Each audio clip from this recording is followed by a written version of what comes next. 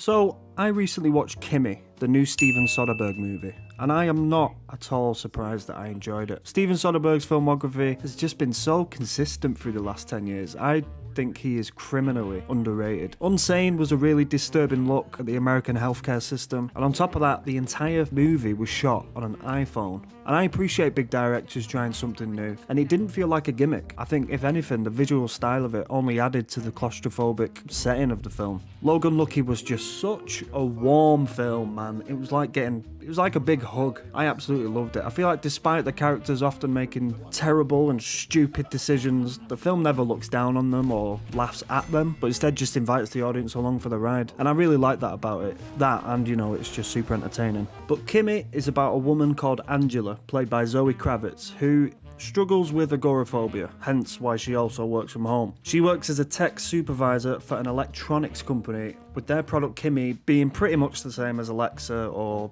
that Google one that I don't know the name of. Alexa, subscribe to Cinema Obscura on YouTube. Angela's job is to...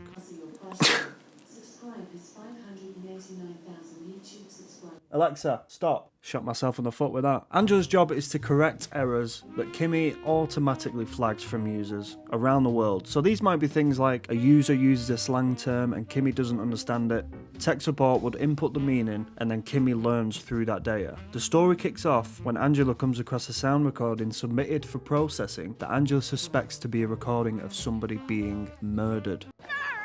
Now, I fucking love stories like this. Stories where ordinary people see or discover something they were never supposed to and are just thrust into this moral mess and feel obliged of getting to the bottom of it. It really reminded me of, well, Rear Window, obviously, but it reminded me a lot of Disturbia, the DJ Caruso movie from 2007. Now, I love that film. I don't care. I don't care what anyone says. I'll die on this hill. Kimi is a solid, straightforward thriller. But there's one thing that really elevates the tension in this film, I think, and that's the pandemic. Out of all the films I've seen that have been made during the pandemic, and that mention COVID explicitly, Kimi is the only one, so far at least, that doesn't put the virus at the centre of their story. Now, I'm not talking about films that are about a pandemic. If you want to watch a film about a pandemic, watch Steven Soderbergh's film Contagion. Talk about being ahead of his time. I'm talking about films that use the pandemic as an off-the-cuff remark. Like, you might have two characters who are like, yo, buddy, where have you been? And he's like, oh, man, pandemic.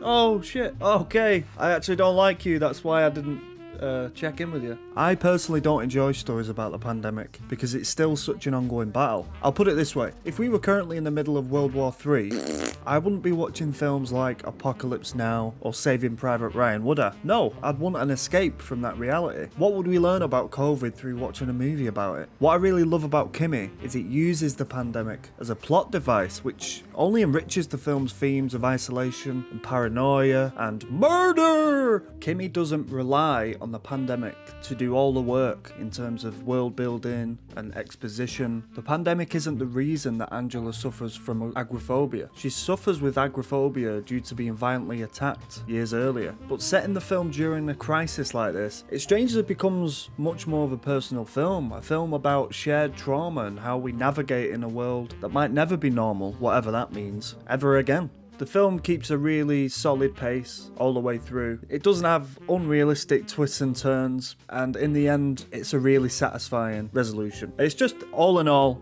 a really great watch, but also I think a really clever use of incorporating something that we're all currently still going through and using it just to make stories better. Thank you very much for watching this video. I hope you enjoyed it. If you did, please consider subscribing, and I'll speak to you soon.